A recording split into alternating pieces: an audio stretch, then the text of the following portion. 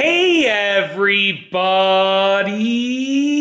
I'm here today to show you and tell you how to use tin snips or aviation snips. This will be a full tutorial, so let's get right into the video. As you can see right here, as I place my camera down, this is my pair of tin snips. And I've used them for many years, so as you can see, I lost the bolt that was through there, so I just have a screw holding them together, but they still work really, really well. They're a little bit harder to operate than when I first got them, but they work really well. So I'm going to be using these as the example piece for this video.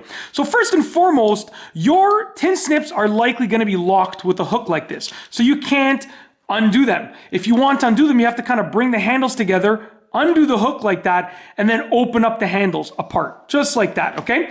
And then basically, if you take a look here, these are different than regular scissors or pliers because they're basically a combination of pliers and scissors. Scissors are really thin and have a cutting point, whereas these pliers are thicker but don't have a cutting point for the most part, whereas these tin snips are thicker and have a cutting point. And as you can see, there's a curvature right there and also right there. And that is what allows them to grip the metal and the sheet metal and cut it. So basically, to use them, you're going to use them like regular scissors, except, when you use them, you're not going to be making small little strokes. You're likely going to be making much larger strokes. Let me open up the lock right here. It keeps on locking. I should use it this way. It makes it a bit easier. I just don't want to let you see that big screw right there. So you're going to open them up, put the sheet metal between them, and then snip it through just like that. And you can use these to cut pretty much many different types of metal, but they're very commonly used to cut tin or sheet metal like this. So basically what you want to do is get them around the sheet metal, and whenever you're working with sheet metal, you should be very, very careful. It can be very, very sharp. So you want to be sure to, wear gloves and take any extra precautions to make sure you're not cutting yourself. Now I'm basically only going to be holding this finished edge of the sheet metal, which isn't as sharp as the cut edges over here. So I'm going to keep my hands over here because I don't have a pair of gloves handy. I'm in the middle of a renovation and my gloves are somewhere in the house.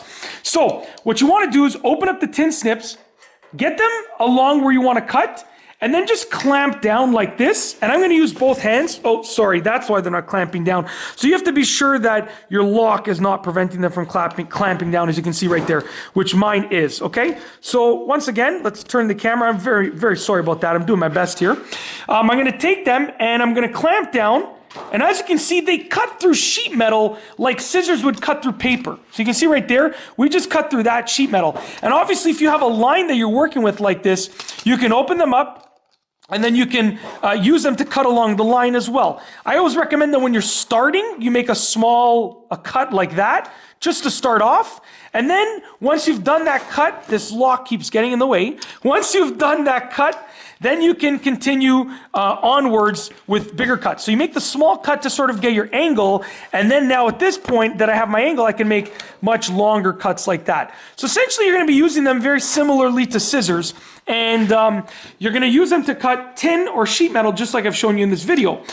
They're really easy to use. Like I said, the key here is slow but steady. You're not cutting like as if you're cutting wrapping paper before you wrap a present where you're like, shh. No, that's not the idea. The idea is slow and steady cuts. Like I said, if you have a new pair of tin snips, they're going to be a lot easier to operate than mine. But for mine, you can see they still work really, really well. And I'm pretty frugal, so I'm probably going to use these for at least another 10 years before I change them. But the idea is to cut nice and slow, just like that. And that's what allows you to get a nice, solid cut, just like that, with your tin snips or aviation snips. And that's it. If you like this video, please be sure to give it a thumbs up. Let me know what you think down below as a comment. And of course, be sure to subscribe for more great videos just like this one. And that's all I have for you today. Thanks for watching.